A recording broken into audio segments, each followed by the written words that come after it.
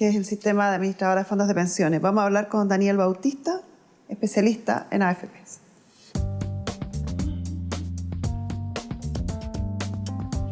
Daniel, muchas gracias por venir a nuestro programa. Gracias por invitarme. Tú pudiste conversar con ellos y pudiste analizar la situación en particular de don Gustavo. Lo que pasa es que el sistema en sí es complejo. Él, a los 64 años de edad, presenta una solicitud de invalidez en la administradora de pensiones, la cual es acogida y le dan un 61% de invalidez, lo cual queda una invalidez parcial, donde le estarían pagando una pensión que equivale al 50% del promedio de rentas que él tenía al momento de presentar la solicitud, tomando en consideración 10 años de sueldos hacia atrás. Lo cual dio un margen de 129.000 pesos que se le ajustaron a la mínima, ¿no? Quiere decir que el promedio de renta tiene que haber tenido laguna, tiene que haber tenido de repente episodios en los cuales no pudo imponer nomás, o no impuso por ese motivo, o impuso por los sueldos reales que se ganan en este país. Por lo tanto, con la evaluación al 50%, distinto hubiese sido que si lo hubiesen calificado a él como una invalidez total, que equivaldría a sobre un 66%, 2/3 de la reducción de capacidad laboral. A ver, total. vamos a la pizarra para anotar esos datos que son importantes para entender cómo funciona, porque el sistema parece tan injusto que cuesta entenderlo. A ver. Ya, estamos hablando de... Para la invalidez... La invalidez parcial, estamos hablando de un 50% de la pérdida de capacidad de trabajo. 50% a un 65%, pues después viene el 66%, ¿cierto? Que sería la invalidez total. Y aquí se paga entonces el 50% del promedio de rentas, que equivale a tomar los sueldos que él declaró y pagó y ganó durante los últimos 10 años al momento de presentar la solicitud, ¿cierto? Y si queda ejecutoriado. De los 10 años. De los 10 años. 10 últimos años. Exacto. Ya. Y eso los tomo, los sumo y me va a salir una cantidad determinada en pesos. Esto es el 50% en razón de que la invalidez fue parcial. Es parcial. Exacto. O sea, si la invalidez hubiera sido total, si esta invalidez hubiera sido total, por ejemplo, esto sube automáticamente al 70%. Y pasa a ser, y ojo, que ahí pasa a ser una invalidez definitiva, la cual no tendría que esperar 3 años para una reevaluación. Esta se reevalúa cada 3 años. Esta no. Esta se reevalúa al 3er año, o bien también una de las posibilidades que podría haber ocupado él en su instancia es el cumplimiento de la edad. Yo puedo adelantar la reevaluación por haber cumplido los 65 años de edad. Y lo podría haber hecho en mero trámite, no necesita nada más que haber cumplido los 65 años. Pero él habría quedado acá, dentro del 50%, y las condiciones habrían sido muy similares a las que hay, porque va a depender exclusivamente de esto, de la renta que él estaba ganando los últimos 10 años. Y a la pregunta que salta inmediatamente, ¿sí? ¿Por qué? Entiendo que si la invalidez es parcial, sí, y por lo tanto yo podría seguir trabajando, sí, en otra cosa, cambiarme a otra cosa, y por lo tanto me dan el 50% de mi renta. Sí. Ahí lo entiendo. Sí. Pero si es total, sí, ¿por qué me pagan el 70%? Porque implica normalmente que es el menoscabo un 2/3 de la capacidad laboral. Eso significa que la persona en realidad ya está en una condición que no debiera seguir trabajando, no podría seguir trabajando. ¿Y por qué se habla del 70%? Y esto uno lo puede ver también en la escala global complementaria cuando habla de los impuestos, que si tú activamente vives o tienes una condición de vida de un 100%, cuando dejas de trabajar, ¿cierto? El reemplazo real debería ser a un 70% para mantener el mismo equilibrio de vida que tenías. Porque para trabajar, claro, yo tengo que también gastar, ¿o no? Ocupar un 30% de mis ingresos para poder comer, para poder movilizarme, vestirme y cumplir con las funciones que me requiere hacer la labor. Ya. Por lo tanto, cuando yo me invalido o me retiro, que en el fondo esto es lo prometido por el sistema. Todo sistema previsional, el ideal es llegar a un 70% de reemplazo con respecto a lo que promedio de la renta. Exacto. Ya, aquí estamos hablando siempre de invalidez. Invalidez, sí. Estamos hablando de invalidez, lo va a marcar. Sí. Sea parcial, ¿cierto? Sí, o sea total. Ahora, la jubilación. Ya. Que aquí es donde más dudas tenemos, ¿cierto? Sí. Lo primero que le voy a preguntar, ¿por qué están calculando la edad de sobrevivencia a los 105 o a los 95 años en Chile, si todos los estudios que se han hecho de cuánto es la sobrevivencia es los 80 y algo, llega con suerte? Es que el tema es, a ver, aquí hay que diferenciar dos cosas: la expectativa de vida y las tablas de mortalidad. Entonces, yo tengo una persona X que llegó vivo a los 110 años y tengo que dejar la posibilidad que llegue gente viva a los 110. Pero si eso ocurre uno de miles... Es que ese es el tema, es el 0,2% de la población real que podría llegar a llegar a esa edad. Por lo tanto, matemática o técnicamente, hago una reserva como pensando que voy a estirar este capital, dejando la mínima cantidad de reserva posible para este trayecto, y lo voy disminuyendo en la medida que me voy acercando a la edad promedio real, que está calculado en 95. Ya, a ver, veamos. Esto parte a los 65 años. A los 65 años, 60 las mujeres. Sí. Y se proyecta hasta los 105, dijo el caballero. El monto que yo voy recibiendo en pesos debiera ir disminuyendo progresivamente. Exacto, totalmente. ¿Qué pasa si esta persona fallece? Supongamos, no le estoy diciendo mal a usted, por supuesto que no. Estoy poniendo ejemplo para que aprendamos todo. Si falleciera a los 80 años, y aún, aunque sea menor, le queda una reserva. Dos condiciones. Si la cónyuge, que es lo normal que ocurra, que la mujer tiene más expectativa de vida que el hombre. Normalmente la mujer sobrevive al hombre en 5 años. Esa es más o menos una condición universal. Si ella queda sobreviviendo al hombre, el saldo que queda acá se le va a cancelar a ella una pensión de sobrevivencia, y si ella fallece y quedara en fondos todavía en la administradora, eso pasa a generar automáticamente herencia. O sea, tengo que hacer la posesión efectiva, como posesión efectiva yo los puedo retirar. Y con eso seamos enfáticos en la información que ha circulado de que si quedaran fondos al fallecimiento de una persona serían de propiedad de la AFP. Eso sería absolutamente falso. Lo que pasa es que aquí hay que ser serio en este tema porque es complicado. ¿Ya? Yo no puedo acusar a la administradora de una gestión de robo, porque sería una apropiación indebida del capital de alguien que se queda o que se la pasa al Estado. En primer lugar, la AFP, teniendo conocimiento incluso de que no existieran ¿cómo se llama? Herederos legales, sabiendo la AFP que no existen, que esta persona es única en el mundo y solo, y nunca generó familia ni nada, la AFP no puede hacer la denuncia ante bienes nacionales para hacer una herencia adyacente. Así que tampoco está la posibilidad, hasta que no venga un privado a hacer la denuncia correspondiente para ganarse el galardón. Entonces, aclarado el punto, si quedan fondos en mi AFP después de mi fallecimiento, esos corresponden a mi cónyuge o a mis herederos legales, que está también la cónyuge. En el caso especial de don Gustavo, ¿podría, como sugiere su nuera, haber restituido esta pensión por invalidez y sumar esta pensión de jubilación? Mira, el tema es muy complejo. ¿Es una o la otra? O es una o la otra. Y el tema es complejo, ¿por qué? Porque él cuando califica en el... Ojo, que él calificó con un 61%, que estaba muy cercano a la total. Que lo lógico habría sido, en ese momento, haber hecho una apelación cuando le dieron el 61% para que le dieran el 66% y hubiera quedado con la total definitiva. Buen punto. ¿Desde qué porcentaje me conviene apelar para que sea revisado? Eso es totalmente apelable, del 61 al 66. Del 61 para adelante. Ahora, ojo, las apelaciones tienen que ser conscientes con respecto a la patología y tienen que estar dirigidas por alguien que sepa de medicina para hacer una presentación acorde a lo que se está presentando. Yo no puedo llegar y decir, no, es que resulta que se me hincha la pierna. Perfecto. Lo que pasa es que, pero es que usted puede estar todo el día acostado trabajando. ¿Cuál es el problema? Que se le hinche la pierna. Por lo tanto, yo le doy la invalidez de un 15. Y se acabó. Y no hay apelación. No hay argumento para la apelación, para yo poder subir la apelación. Entonces la recomendación ahí para que anote la gente de su casa, que para que anotemos todos. Cuando él tiene a ver, si a mí me dan el 45%, el 50%, va a ser difícil llegar al 66%. Pero en el caso de él, cuando tenía 61%, lo lógico habría sido en ese momento apelar, ¿cierto? Con argumentos médicos válidos para que le hubiesen dado la total. ¿Y qué hubiese pasado en ese caso? Distinto al cuadro.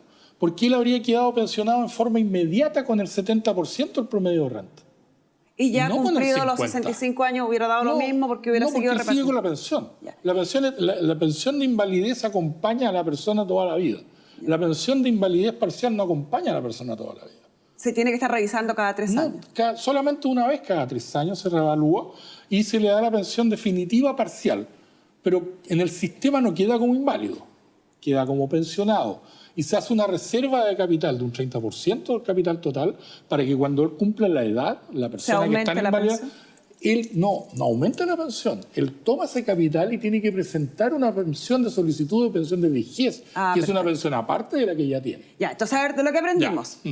La pensión de invalidez puede ser parcial o total. Perfecto. Si es parcial y supero mi 61%, tengo la posibilidad de apelar con argumentos médicos para poder tener la posibilidad de pasar a total. Sí. Si es parcial, ha cumplido 3 años, o sea, pagar el 50% de las rentas promedio de los últimos 10 años, cumplido 3 años, tengo que reevaluarme, que fue lo que le pasó a don Gustavo. Reevaluándome, pueden considerar que sigue siendo parcial y voy a seguir en la misma circunstancia. O bien que mejoró. O puede decir, como el caso de él, que mejoró. Ya.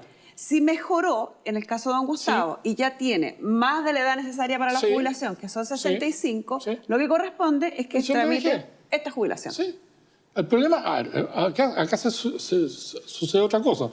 Como él estuvo 3 años cobrando invalidez parcial, esta pensión que se le canceló a él durante los 3 años... ¿Sale de estos fondos? No sale de los fondos. Los paga la administradora a cuenta de la compañía. Es un punto súper interesante, entonces. Cuando me pagan invalidez parcial, no disminuye mi fondo. No, y la invalidez total tampoco. En el proceso, ¿ya? Lo que ocurre acá es que como fue rechazado, o sea, milagrosamente se sanó, no vamos a entrar a discutir si fue bueno o malo, pero milagrosamente se sanó. La AFP tiene que aportar en la cuenta individual el 10% de los 3 años que se le pagó, porque es como que si efectivamente hubiera sido un empleador. Exacto. Por lo tanto, eso se tiene que haber hecho. O sea, a pesar de que yo estuve percibiendo una pensión de invalidez, mi fondo de pensión siguió aumentando en raíz del 10%. Nunca se ocuparon fondos de acá. Porque él estaba, él estaba, otra cosa que se me había olvidado, él estaba cubierto por el seguro. ¿Ya? Aquí está trabajando directamente el seguro de invalidez y sobrevivencia, y él estaba cubierto por estar activo al momento de presentar la solicitud. O sea, cuando ocurre el fenómeno, si yo no estoy cotizando, tengo que ver muy bien el tema de presentar o no la invalidez. Porque para poder activar el seguro de invalidez y sobrevivencia, y no estoy cesante, me ocurre un ataque cardíaco, un accidente vascular, una hemiplegia, no sé, podría ser, y no está cotizando y no está cubierto, podría perfectamente cubrirse si hace una imposición como independiente, ¿ya? Y espera 30 días para tener el mes anterior cubierto para que el seguro lo cubra. Y las cosas cambian totalmente. Es bastante complejo. ¿A quién puede recurrir uno para que le dé esta información? Porque la gente cree que los abogados somos un poquito mentolatos. No. Y los abogados no manejamos estas materias. Porque ustedes ¿a quién uno le pregunta? Ustedes estudian 7 años, ¿verdad? Y más todavía, porque yo creo que nunca dejan de estudiar. Existimos nosotros, que somos los asesores previsionales, en general en el país somos alrededor de 600, 650 hoy día, y que estamos facultados por las 2 superintendencias, la superintendencia de seguro y la AFP, para poder justamente dar asesorar orientación y asesorar a las personas. Asesor previsional. Y eso uno lo busca en Google, un asesor previsional. De hecho, te meten en la página de la Superintendencia de Pensiones y está la nómina completa. ¿Tienen alguna...? Eso le iba a decir. No, está la nómina completa. ¿En la superintendencia? Sí, en la superintendencia. Estamos todos inscritos. De hecho, yo todos los años tengo que pagar una póliza de responsabilidad civil y de garantía, y cada 5 años yo tengo que dar una prueba de conocimiento ante la autoridad para poder seguir funcionando, si no puedo funcionar. ¿Y la consulta, eso tiene un costo? No voy a preguntar cuánto, pero... No, a ver, nosotros estamos regulados por ley en cuanto a lo que nosotros podemos cobrar. Nosotros, nuestros honorarios están basados en un 2% del capital total con un tope de 60 UF. O sea, no podríamos cobrarle a nada ni a nadie más de 60 UF, basándonos que tenemos un tope. Ahora, esto en realidad lo cancela por una parte la compañía de seguro y lo otro lo cancela el afiliado de sus fondos cuando tiene que ser en retiro programado. ¿Ya? Volvamos a don Gustavo. Vamos. Estamos entonces, don Gustavo, que lo de arriba ya no nos sirve. No, eso ya... Eliminamos. Lo siento, ya no nos quedamos solo con la jubilación. Exacto. Y la jubilación, don Gustavo, yo me sumo a su reclamo y lo encuentro absolutamente atendible que nos estén calculando estos 105 me molesta sobremanera. Esto parece injusto y desproporcionado porque me calcula una vida que probablemente yo ni ninguno de los que estamos aquí vamos a alcanzar. Totalmente. ¿Cómo solucionamos esto? Volvamos a don Gustavo. Ya, vamos. Estamos entonces, don Gustavo, que lo de arriba ya no nos sirve. No, eso ya... eliminamos. Lo siento, ya no nos quedamos solo con la jubilación. Exacto.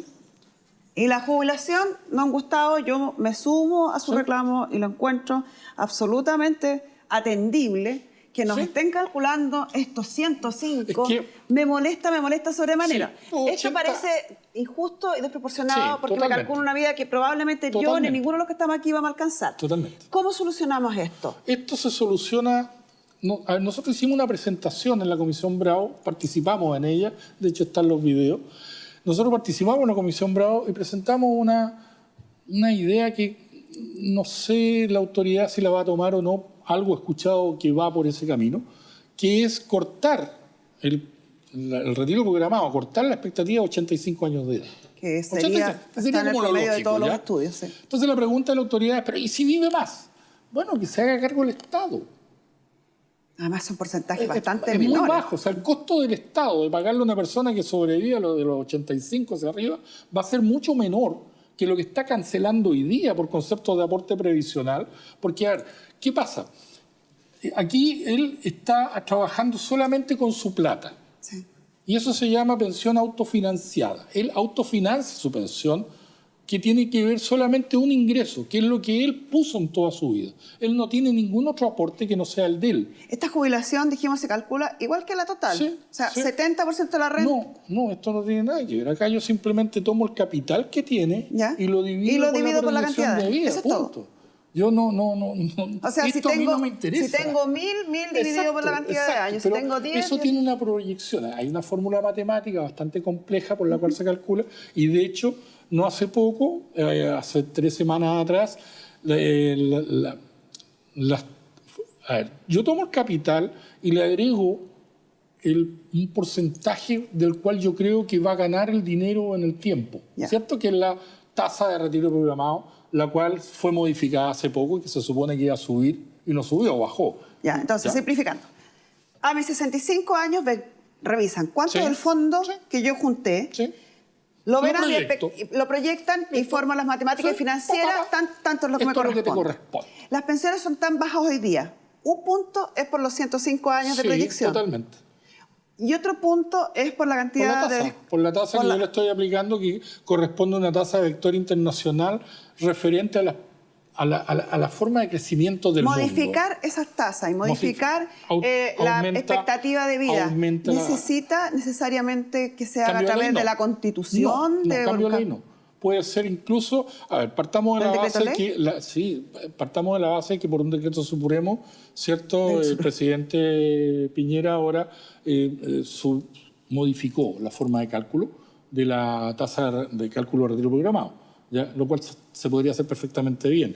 Y esto, que significa cortar la expectativa de ahí, cortar los 85 años, efectivamente también lo podrían hacer muy rápido. Esto es muy rápido, o sea, esto es una cosa de una decisión de 4 personas que piensan. Es una modificación nada más. A la ley. Nada más. Y eso, por lo tanto, la tramitación de cualquier modificación a la ley en el Congreso no necesita que hagamos nada más. No, eso bastaría para que las pensiones, ojo, pero cuidado que el impacto es más o menos entre un 20 y un 25%. No es tampoco significativo. No es que el que está con una pensión de 129 vaya a quedar con 300. No es así. Porque tiene que ver con los fondos. Hay que ser serio. Y ahí entonces a lo mejor habría que agregar una especificación más de una pensión mínima garantizada. Pero un momento, hay otro problema más. ¿Qué? Sí, y el valor de la cuota. Sí, pues el fondo ha perdido en este tiempo. El fondo E, siendo el fondo de mayor rentabilidad fija, digamos, ha tenido una pérdida de un 3%. ¿Ya? Que en el cálculo total no va a afectar mucho. Entonces, ¿qué es lo que nosotros planteábamos en la comisión? Era que las administradoras de fondos de pensiones debieran por obligación, al igual que en Uruguay, tener un fondo bancario en el cual a mí me aseguren el IPC. Ni siquiera la rentabilidad. Asegúrame que mi dinero no se va a devaluar en el tiempo para yo poder pensar de que si tengo una cantidad de dinero determinada a la cual le voy a aplicar una tasa de rentabilidad relativa, puede ser mayor o menor, ¿ya? Y con una expectativa real de 85 años, un niño de octavo básico podría sacar la cuenta de cuál va a ser la pensión.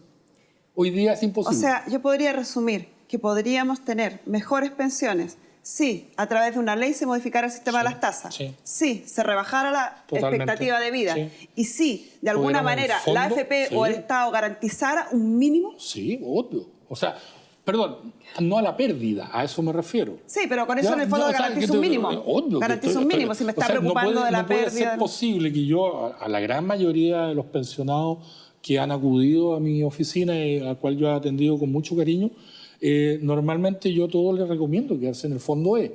¿Y por qué el fondo E? Porque es el menos susceptible de variaciones. De variaciones. Volviendo al caso a don Gustavo.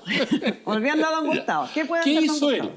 No, y lo hizo, la verdad que lo hizo, pero le faltó un pequeño detalle que es interesante que lo sepan también la audiencia. Mira, él, viendo que ya estaba todo rechazado, se fue a su FP y pidió su jubilación por edad.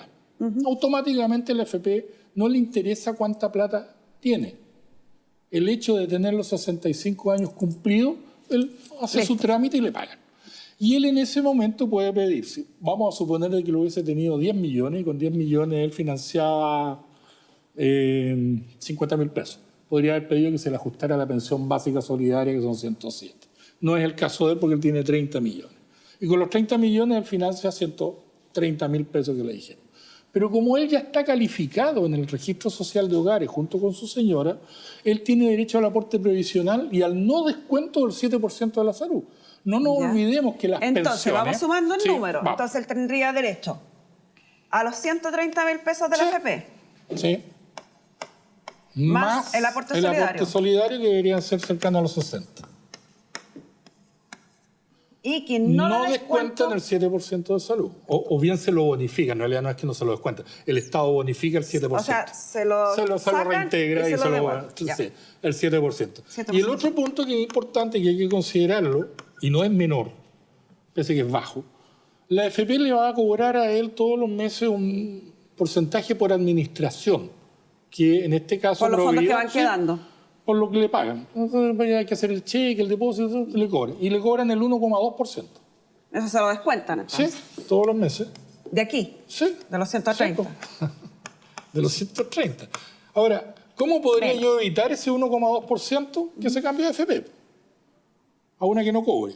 Y hoy día en el mercado hay una sola FP que no cobra. Y eso es importantísimo, el 1,2. Y cuando yo llego a pensionarme a una FP y empiezo a hacer los trámites, puedo decirle, me quiero pensionar, pero no con ustedes, me voy a ir a pensionar con esta otra FP. ¿Y aquí, a dónde voy? ¿A la otra FP a hacer el trámite? Lo que pasa es que hay todo un mecanismo que cuando yo presento mis antecedentes en la FP tiene que emitir un certificado de saldo, y el certificado de saldo al ESCOM, pero en el caso de él es inmediato, no hay Tenemos inversión. Aproximadamente 190.000 pesos. Eso sería, en el mejor de los casos, a lo líquido que real. don Gustavo podría aspirar. No hay más. Posiblemente, sí. Los señores diputados se ponen de acuerdo hoy día, mañana o pasado, esto suba un 20%. Ahora. O sea... Porque acuérdate que va a subir el pilar solidario. Más, sí, va a subir el pilar solidario, va a subir un 20% y lo han anunciado con bombo y platillo, qué sé. Ahora, dentro de las modificaciones que presenta el proyecto de gobierno ahora, que son muy similares a las que dejó presentado el proyecto del gobierno de la presidenta Bachelet, y que fueron tirados a la basura en realidad y tomados algunos conceptos, no viene ninguna mejoría sustancial a todo esto, por si acaso. Sí, yo, fíjese, mi querido Daniel, sobre varias de las materias que han sido clamadas por nuestra sociedad y que son de urgencia, como salud, educación y pensiones, existen muchísimos proyectos de ley que están durmiendo hace mucho rato. Quizás la solución está en darle prioridad a esos temas, que creo que es evidente para todos la necesidad de todos los chilenos que tengan una prioridad, y si las soluciones son tan claras como las podemos analizar en un humilde programa de televisión, hacerle un llamado a nuestros políticos, que seguramente esto amerita más estudio, más revisión, pero un momento, esto tiene un peligro, Y el peligro que está, que lo que tú estás haciendo acá es dañando el interés de un grupo económico determinado. Y ese es el tema. Cuando está dañándose el interés. Ese es el drama. Del 80% de un país, creo que el grupo económico va a poder esperar. Eso es lo que debieran entender nuestros políticos. Bueno, hacer un llamado entonces a que nosotros vamos a seguir explicándole cada uno de los temas que han sido la demanda social de los últimos tiempos, para que entendamos a cabalidad. Creo que un país que entiende el origen del conflicto, que es capaz, además de visualizar cuáles son las salidas, tiene la capacidad y tiene el derecho de exigirle a sus gobernantes y a su clase política que actúe en conciencia. Y ya estamos más preparados para tener herramientas de rebatir y pelear con fundamento, que ya no solamente es una simple o una gran marcha como fue, sino que además hay argumentos sólidos. Sí. Yo le agradezco la explicación en un tema que sé que es muy complejo para todos nosotros, incluido yo, que es el tema de los fondos de pensión, y que llegáramos a un punto que a mí me parece espectacular, donde hayamos clarificado que hay 3 puntos de conflicto. Sí. La expectativa de vida, las tasas, y que se garantice a lo menos un ingreso mínimo de jubilación. Muchísimas gracias, mi estimado.